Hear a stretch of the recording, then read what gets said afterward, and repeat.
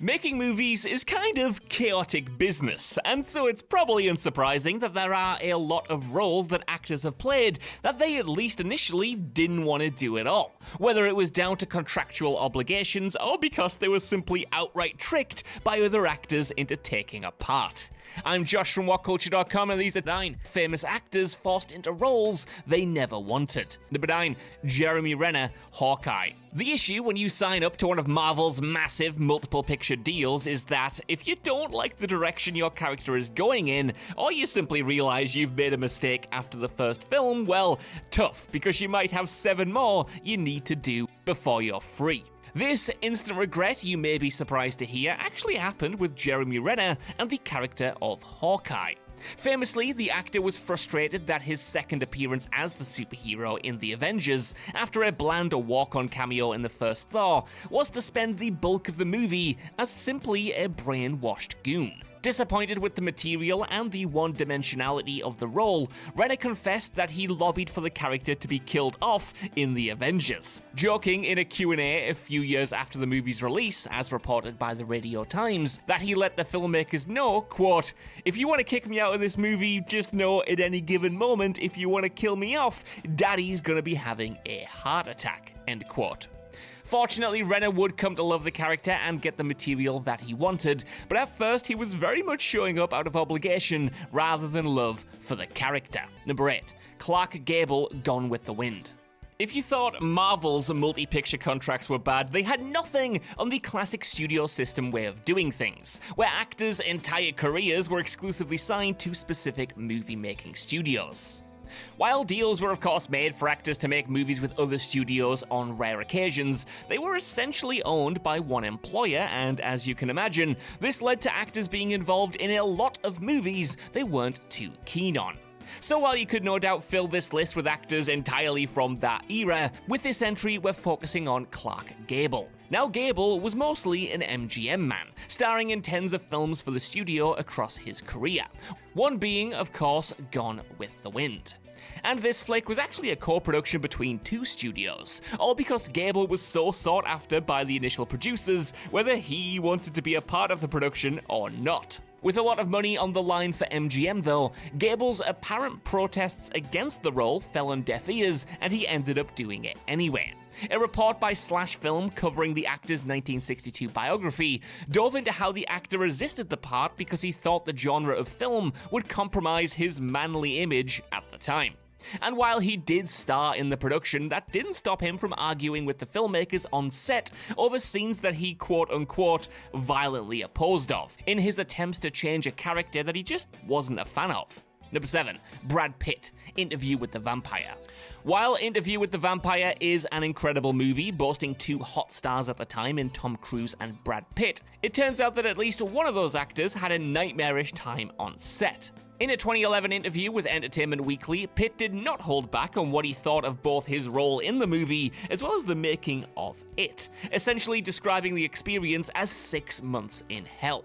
He explained in the interview that the idea of the movie that he signed up for was vastly different from the final shooting script, and unhappy with both the role and the conditions of the set, this led him to trying to get out of the film altogether. As he described to EW, quote, "One day it broke me. I called David Geffen, who was a producer. I said, 'David, I can't do this anymore. I can't do it. How much will it take to get me out?' And he goes very calmly, $40 million, end quote.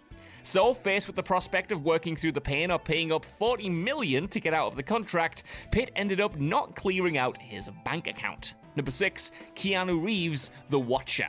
In one of the most baffling bits of movie trivia of all time, Keanu Reeves' inclusion in the movie The Watcher, a dreary thriller that you've probably never even heard of before, wasn't your usual case of an actor regretting their choices. In fact, as the story goes, it wasn't Reeves' decision to star in The Watcher at all, as his signature on the contract was allegedly forged. As reported by The Guardian a year after the movie dropped, Reeves had said to the press, quote, "I never found the script interesting, but a friend of mine forged my signature on the agreement. I couldn't prove he did, and I didn't want to get sued, so I had no other choice but to do the film," end quote. Reeves explained that he couldn't say anything about the situation until a year had passed from the movie's theatrical release, though he didn't waste a second explaining himself once that window had expired. Number 5. Sylvester Stallone, Stop or My Mum Will Shoot. Okay, here's a hilarious bit of tomfoolery that ended up with Sylvester Stallone voluntarily taking on a movie project he knew would be bad. Serving as two of the biggest stars of the late 80s and early 90s, Sylvester Stallone and Arnold Schwarzenegger famously had a rivalry that saw them both trying to outdo one another, and that included nabbing roles the other was being eyed up for. Knowing this, Arnold saw an opportunity to get one over on his nemesis when the script for a turkey called Stop or My Mum Will Shoot fell into his lap. Explaining his grand plan during a Q&A in 2017, as reported by Slash Film, Schwarzenegger says that he knew the script was bad, but intentionally leaked to the press that he was interested and then upped his price to something he knew the studio would never go for, knowing full well that they would then offer the part to Stallone, who did end up taking the terrible project thinking that he'd somehow stolen a golden goose. Stallone actually confirmed the story just last year during an interview, as reported by Yahoo Entertainment, admitting, quote, "He's quite clever. He goes around town saying, I can't wait to do this film. I go to my agent, get that thing away from him, get people options on me. I got it, and I said, what a piece of shit this is. He goes, ha ha ha." So yeah, Stallone can't back out once he realizes it's not actually a W over his rival, and ends up being forced to do a movie that he knows is a stinker. Number 4, Richard Gere, Movie 43. Movie 43's entire existence is kind of a mystery, but one of the biggest questions following the release of this dreadful so-called comedy was, how did a movie so rotten manage to get so many good actors to sign up for it? Well, in the case of the legendary Richard Gere, the answer was actually one he was eager to dish out. One of the producers, Peter Farrelly, had already confirmed that persistently guilt-tripping the cast was a main tactic used to get them to sign up, and in an interview with Yahoo Movies a month after Movie 43 dropped, Gere explained why he appeared in the film, saying, quote, "The guy who put it together was the godfather of my stepdaughter, a close friend of my wife. Basically, they talked me into it," end quote. And if you thought that it was just a simple family favour that Gere was happy enough to do, think again. Because in a report from Vulture in the days leading up to the film's release, the publication revealed that Gere had constantly tried to avoid shooting his scenes on the picture. In fact, the write-up states that, quote, "Richard Gere agreed to take part, then stalled for a year," end quote. And it was only constant badgering that got him to finally relent and join the set. Number 3, Jennifer Lawrence, X-Men Dark Phoenix. It's no secret that Jennifer Lawrence wasn't enthusiastic about her role as Mystique in the Fox X-Men films. And after her phoned-in performance in 2016's Apocalypse, it was more shocking to hear that she had signed on for the next movie, Dark Phoenix, than it would have been if she just dropped out entirely. Well, it turns out she essentially did that final X-Men movie more as a favour, which may go a long way in explaining why she was killed off so early into the sequel, as she revealed in an interview with EW at the time, quote, "I kind of f***ed myself, because when I was trying to talk Simon into directing, he said something like, 'If I direct it, you have to do it.' And I was like, of course, duh. Then they offered me the movie, and I was like, God damn it," end quote.